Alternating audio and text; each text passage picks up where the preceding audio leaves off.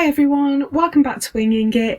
It's week 27 this week, and as last week marked the halfway point in our quilt project, I thought it was high time we did something very different and pieced together the blocks that we have made so far. So I've gathered all of my quilt blocks together in my biscuit tin that I've been storing them in, and you're going to need all of those this week. We're going to put them all together and make half of our quilt topper.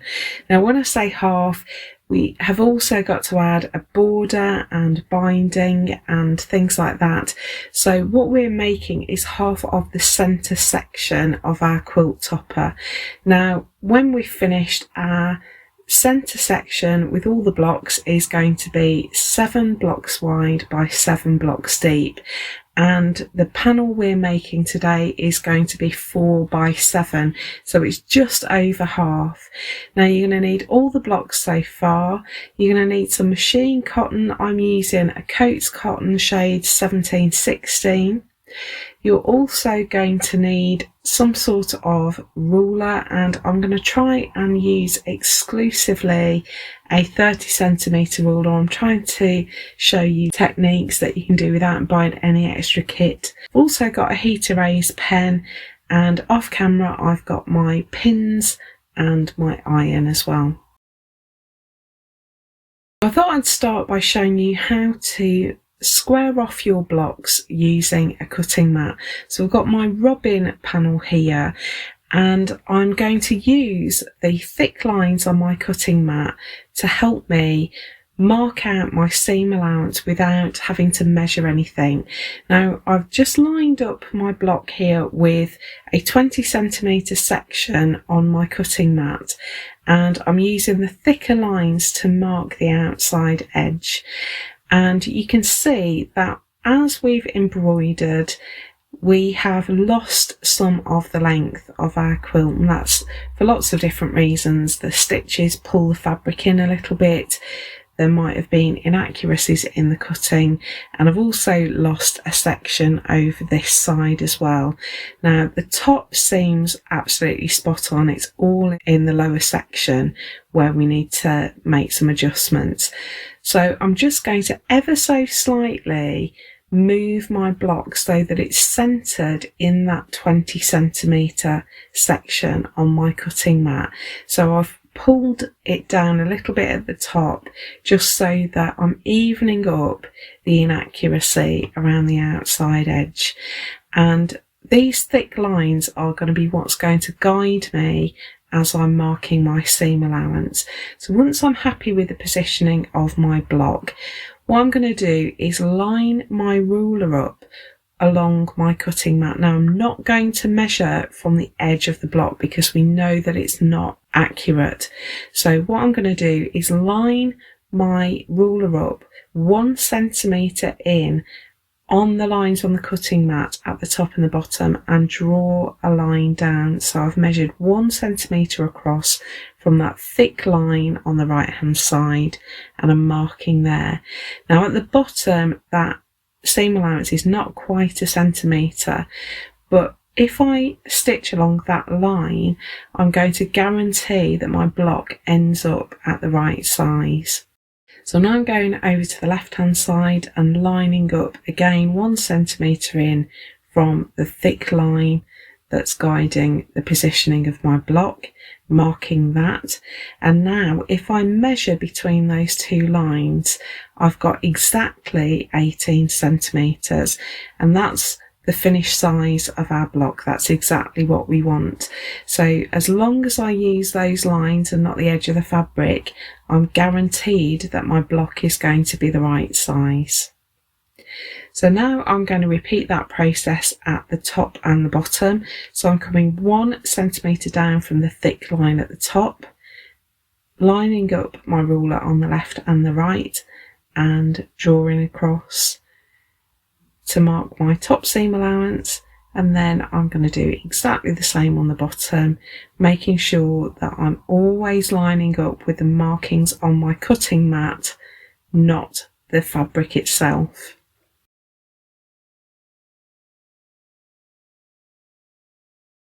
And now if I measure that distance, you can see again I've got exactly 18 centimetres.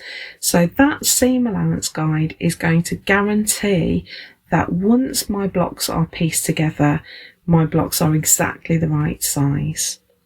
Now, I don't want you to feel like you have to invest in a cutting mat, so I'm going to show you how to do this process if you don't have a cutting mat, just using one of the templates you will have used to create your blocks.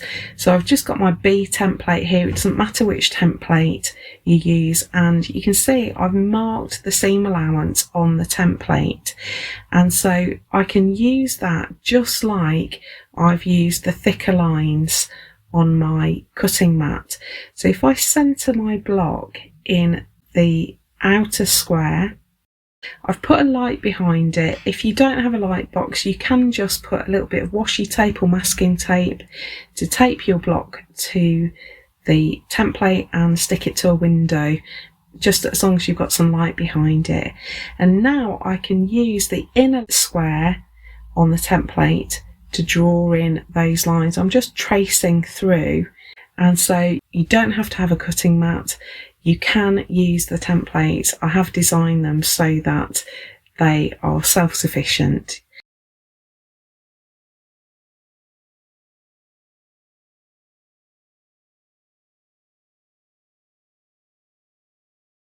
So now I can measure that inner square, and I've got dead on 18 centimetres again.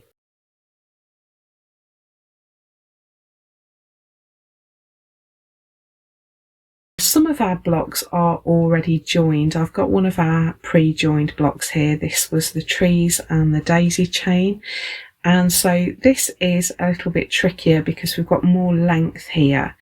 Now we've got our two 20 centimetre blocks. Our problem here is that my ruler's not long enough, so I'm going to show you how to compensate for that.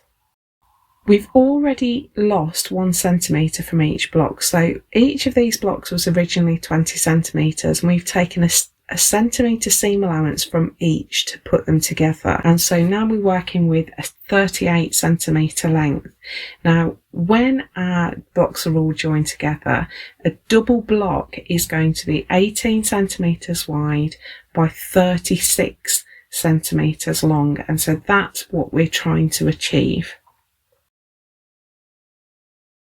I'm going to line my block up in my cutting mat square in exactly the same way, but I'm just using thick lines at the top, bottom and on the right hand edge here. So again, I'm using that thicker line as my starting point. I've moved my ruler 1 centimetre in to the left, and I'm marking that line in first of all.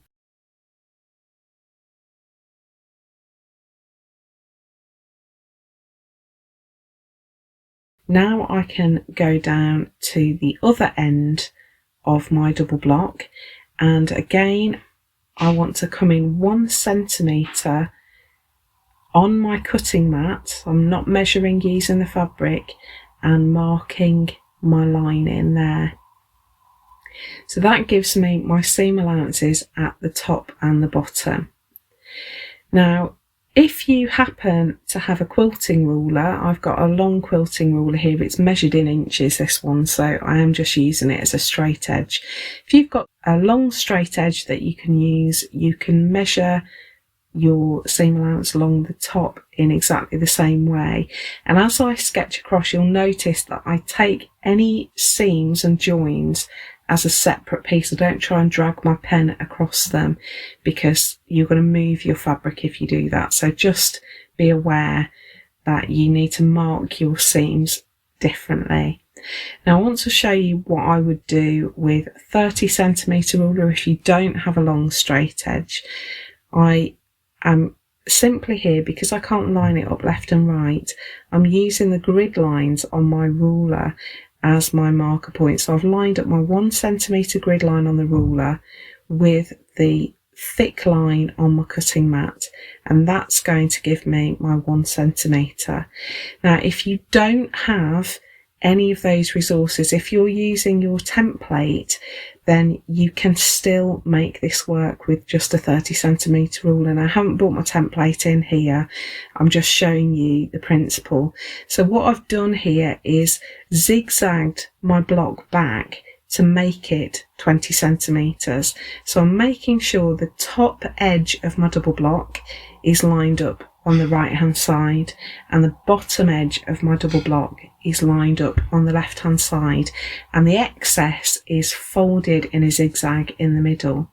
And now I can use my template to mark in my 1cm seam allowance just the way that I did before. So you can either shine a light through, or you can mark where your seam allowance should be on the template paper so that you can see where your ruler needs to line up. So I'm just sketching along the top and the bottom, and obviously I haven't sketched on all of the block here because there's a bit in the middle that is missed, but I'm trying to do this in a different colour so that you can see. But what I've got now is the beginning and end of my pink line, and so now I can line my ruler up with those and fill in the gap, and I can do the same at the top. So that is how I would mark my seam allowance if I didn't have a cutting mat and I didn't have a long straight edge. I was just using my pattern as my guide for my seam allowance, and you can see if I measure, I've got precisely 18cm again, and we need 36cm between our lines here, so that's my 30 mark. And if I line up my ruler, you can see that I'm bang on 36. So I've marked all the seam allowances on all the blocks that I have already made, and now it's time to join them. I'm going to show you how I line them up, and I'm using my Blackbird block here. That was the one that we did in week 23, and my Daisy Vine, my floral vine, which was week 24. And so these two are going to be joined together. So you can see I've got my seam allowances on the back, and that's what we're going to use to line them up to make sure all our corners are crisp.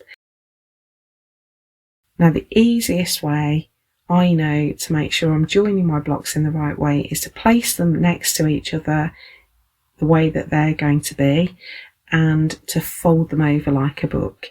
Now I've grabbed some pins here, and we're going to start by making sure our corner points meet. The corner joins are the meeting points of corners on a quilt are sometimes the trickiest thing to get right, and I do find this fairly foolproof. Now I should say that this is my way of doing it. There are loads of ways of doing it, but this is my way. If you've got a different way, go for it, but I just want to show you. So I'm going to start off by poking a pin through dead on the corner of the block that's on top. So I've got these right sides together, and I'm going to take that pin through the corner of my bottom block, and I'm just folding it over to make sure the pin is coming through absolutely on the corner. So I'm pushing that pin through and just leaving it like that. I'm not hooking it at the moment, it's just coming all the way through. So I'm just straightening that out a little bit, and now I repeat that process on the opposite corner. So I'll come down to the bottom corner, making sure I'm pinning the right parts of my block together, so it's the left hand side, pushing it through the corner on the back. And you can actually just see through, if you use the right colour seam marking pen on the back, you can actually see it through from the front, so as long as there's a little bit of light shining through.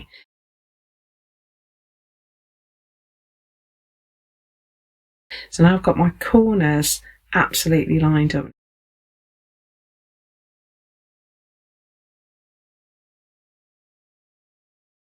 If I pick it up by the pins and give it a little bit of a shake, it will naturally find its alignment and settle where it belongs.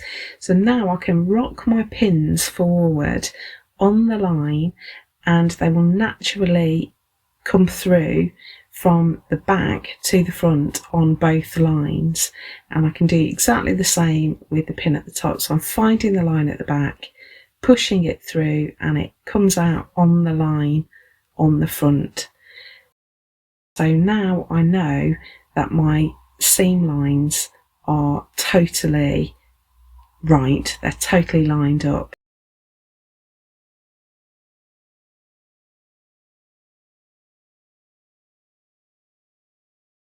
So I can put in some extra pins. I'm not pinning through that join in that block because it's going to make my life more difficult. And I'm pinning perpendicular to the direction that I want to stitch. And I'm going to show you by hand just in case. I did stitch some of this on my sewing machine. You can totally machine stitch all of this if you like, but if you don't have a sewing machine, just thought I'd show you how I back stitch. So I've just got some of my machine cotton here threaded up into a sharps needle, and I'm coming through one stitch length in from that corner, and I'm going to stitch this so that the back of my back stitches is on the front, so I'm following the line. I'm going back to the corner and coming back through to the front of the fabric, and now I want to take my needle back down one stitch length along from that starting knot.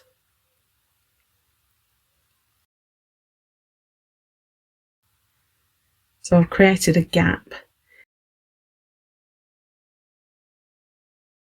and now I'm going to bring my needle back up at the knot where I started, and that's my first back stitch.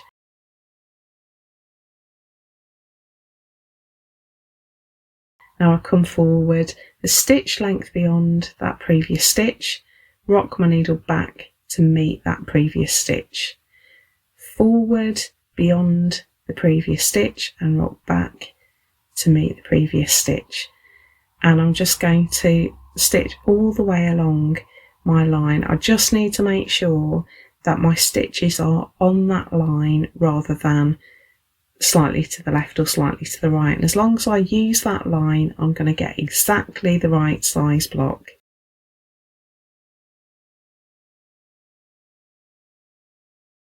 So I've stitched that, and if I open them out, I've got a really neat, precise join there between the two blocks. So that's essentially how all of these blocks are going to join. Now I've got my double panel that we made in week 20, so this was my rosette and my ladybird panel, and that is going to go to the right of my floral vine block. So I'm just going to join those in exactly the same way, fold them together like a book.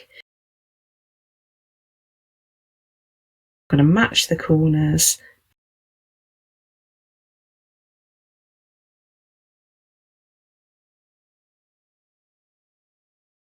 pin and back stitch along that joining line, and that's the first strip that we're going to make. So that's our first strip of 4. Just before we move on, I just wanted to show you how I'm going to press it.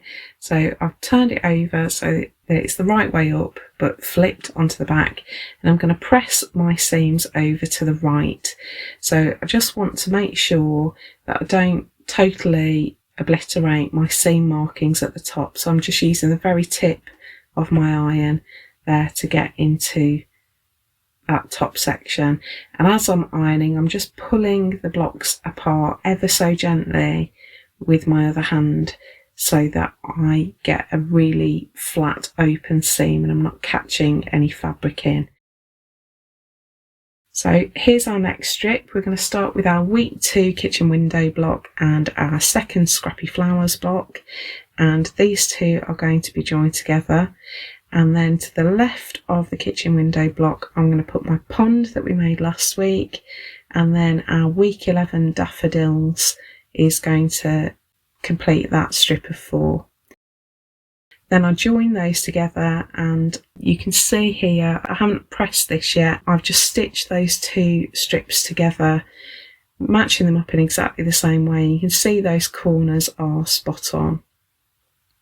Just want to show you how I'm going to press them at the back. So what we want is to not create loads of bulk. We're going to create a sort of lapped seam. So as I stitch these together, if I just fold it how I stitched it, you'll be able to see where I've got 4 blocks joining each other. I want to make sure that on the top the seam comes forward and on the bottom the seam goes back, and I've done exactly the same with each of those 4-point joins. So the top seam goes towards the sewing machine foot and the bottom seam comes away from it, and that means that I can iron it flat, and I've essentially got seams going in different directions, and that is going to create a really lovely flat join between those 4 blocks. It takes out some of the bulk and allows those joins to sit really nicely together. So I can press along the join and make sure I've got those almost lapped seams, overlapping seams, just ironed really nice and smooth. So that's where we're up to at the moment. You can see they're sitting really nicely together and my corners are all joined up. So we've joined some other blocks together, and I've got another section here. We're going to make a little block of 6 here. So we've got our trees and daisy chain that we made in week 13 and 14, and then we've got our week 5B and our week 10 quote and flight path block, and I have just stitched those together, and I'm adding to the top of that my Scrappy Flowers pair. So this was the first block we made and our second block from week 10, and that's going to join across the top of that panel of 4 to make a block of 6. So I'm just going to stitch along there, and that's going to make our block of 6. Now added to that, we're going to make another line of 3. So these are going to be added vertically. I've got my seed labels block and my sunflower block here, and you can choose with your sunflower whether you want your canther band to go horizontally or vertically. I've stitched mine horizontally, so I've joined those 2 together, and underneath that I'm going to put my birdhouses block that we made in week 9. Now we're going to make another vertical strip of 3. So I've got my robin block from week 6. I've got my floral border block from week 3, and again you can choose which way up you're going to put that. I'm going to put my pink section to the top, and then we've got one of our ribbon band blocks that we made in week 12, and that's going to go on the bottom. So that's the robin, daisy chain and the ladybird block, and these are going to be attached to that block of 6 that we've just made with the bee and the scrappy flowers. So next to the scrappy flowers I'm going to put my robin strip, and that's going to be attached there to the right, and then my seed label strip is going to be attached to the right of the robin. That's going to make a large panel that is 4 blocks wide and 3 blocks deep. So we've just got a few blocks left now. I've got my red ribbon block, my goldfinch and my lace block, and they are going to be joined together and attached beneath the flower garland trio that we've already made. So I really like this arrangement because we are playing with the visuals here, because we've got part of a block that is the same shade as that pale blue. It's going to interrupt that crisscross effect of the quilt. Now we've got another double block, which is our ribbons and garden path from week 22 and 21, and that is going to be attached on the left hand side of the flower garland. Now that flower garland section is going to be attached above the first 2 strips that we joined in this video, and if I scroll down, hopefully you'll get a sense of where all the blocks fit. I will put a description of each row in the details below, so if you have lost track, don't worry, because it will all be there. So I hope you've enjoyed that and are starting to get a sense of what our quilt is going to look like when it's finished. I'm really loving the fact that it's starting to come together now. It's starting to look like a real quilt.